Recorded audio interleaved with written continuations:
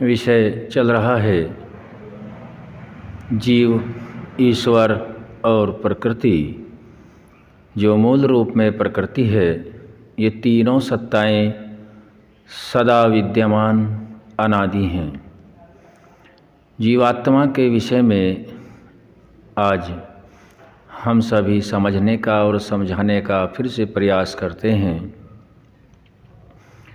जीवात्मा और परमात्मा ये दोनों अनादि सत्ताएं हैं।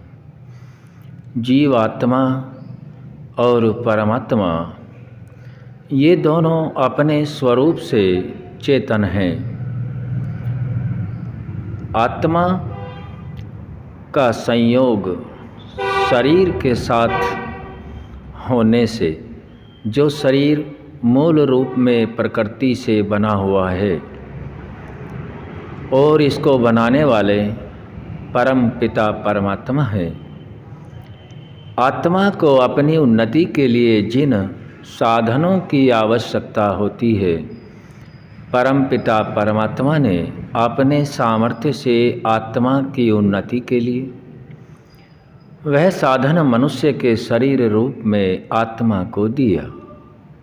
और आत्मा में अनेक अपने स्वरूप के जो गुण हैं, उनके आधार से आत्मा ही शरीर का स्वामी है। आत्मा एक चेतन सत्ता होने के कारण इस प्रकृति रूपी जड़ शरीर का स्वामी है। आत्मा परमात्मा के द्वारा प्रदत्त इस मनुष्य रूपी शरीर, जिसमें दो प्रकार के शरीर हैं, एक सूक्ष्म शरीर, दूसरा स्थूल शरीर। इन शरीरों के माध्यम से पहले कर्म करता है और वही कर्म सूक्ष्म रूप में चित्त में मन के माध्यम से संचित होते हैं। यह परमपिता परमात्मा की अनुपम देन है आत्मा की उन्नति के लिए कि आत्मा जो शरीर का स्वामी है, यहाँ मनुष्य के शरीर का विषय चला हुआ है। यह आत्मा जितने भी शुभ अशुभ कर्मों को करता है, किसी भी स्थान पर करता है, किसी भी समय करता है, किसी भी काल में करे, किसी भी स्थान पर करे, कैसी भी अवस्था में करे, सभी किए हुए कर्मों के मूल रूप में, संस्कार रूप में जमा होने का जो स्थान है, वह सूक्ष्म शरीर है। सूक्ष्म शरीर में जमा किए हुए अपने मूल रूप में संस्कार कहें, यादगार कहें, स्मृति कहें, जीव के द्वारा किए गए कर्मों का फल कहें, जो सूक्ष्म रूप में संचित होता है, उसे चित्त कहा जाता है। आत्मा को परमात्मा की व्यवस्था से बहुत से साधन दिए गए हैं। जहाँ तक भी हम समझ सकते हैं, बहुत से साधनों का प्रयोग ऋषियों ने हमें करने की विधि बताई है और पहले हम उन साधनों को जानने का प्रयास करते हैं। आत्मा एक चेतन अनादि सत्ता है जो स्थूल और सूक्ष्म शरीर दोनों का स्वामी है। आत्मा को जो साधन मिले हुए हैं, उनमें सबसे मुख्य साधन मन है और कर्म करने के मुख्य साधन 3 दिए गए हैं। मनुष्य शरीर से कर्म करता है, वाणी से कर्म करता है और मन से भी कर्म करता है। शरीर के द्वारा किया गया कर्म, वाणी के द्वारा किया गया कर्म, मन के द्वारा किया गया कर्म, इन तीनों में मन की महत्वपूर्ण भूमिका होती है। हम वाणी से जो कर्म करें, शरीर से जो कर्म करें, इन सभी कर्मों का आदेश देने वाला मन है, जबकि मन भी प्रकृति रूपी जड़ से बना हुआ है। मन स्वयं में चेतन नहीं है। हाँ, आत्मा चेतन है। आत्मा के गुणों से प्रेरित होकर के मन कार्य करता है और यही मन शुभ अशुभ दोनों कर्मों को करता है। इसका सिद्धांत यह है, मन यदि श्रेष्ठ है तो श्रेष्ठता को ही आत्मा प्राप्त करेगा।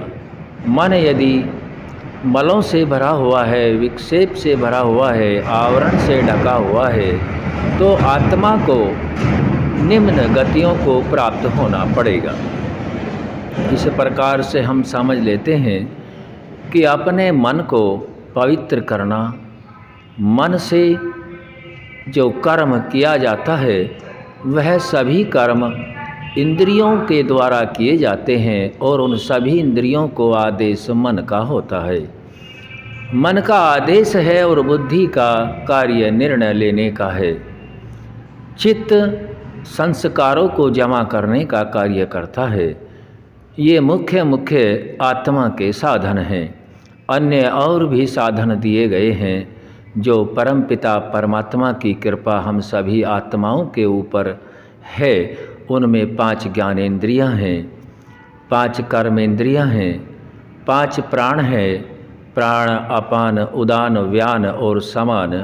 ज्ञानेंद्रियां हैं जो हमारी श्रोत्र है, चक्षु इंद्रिय है, त्वक इंद्रिय है, घ्राण इंद्रिय है। ये जो 5 इंद्रियां हैं जिनके कार्य के लिए आँख, नाक, कान, जीभ और त्वचा, ये 5 ज्ञानेंद्रियां हम सभी आत्माओं को ज्ञान प्राप्त करके कार्य रूप में करने के लिए जो संचित कर्म बनता है, आत्मा की उन्नति और अवनति में सहायक हैं और इनके ऊपर आदेश मन का है। 5 उपप्राण भी हैं, नाग, कूर्म, कृकल, देवदत्त और धनंजय। 5 प्राण हैं और 5 उपप्राण हैं और 5 कर्मेंद्रियां हैं, हाथ, पैर, मुंह और 2 मलमूत्र वाले द्वार होते हैं। इनके अलावा भी शरीर का जो विश्लेषण ऋषियों ने हम सभी की उन्नति के लिए किया हुआ है, इस शरीर के अंदर 5 कोष भी हैं, अन्नमय कोष, प्राणमय कोष, मनोमय कोष, विज्ञानमय कोष और आनंदमय कोष। जब हम इस शरीर की गतिविधि को, इस शरीर की संरचना को ऋषियों के द्वारा दिए गए ज्ञान से उन्नति की ओर बढ़ते हैं, तब आत्मा उन्नति को प्राप्त होता है। जिस प्रकार से हम मनुष्यों के द्वारा दिया गया ज्ञान, जीव विज्ञान, भौतिक विज्ञान आदि को अध्ययन करने के उपरांत अपने भौतिक उन्नतियों में सहायक मानते हैं और सहायता मिलती भी है, ऐश्वर्यों आदि की प्राप्ति भी होती है।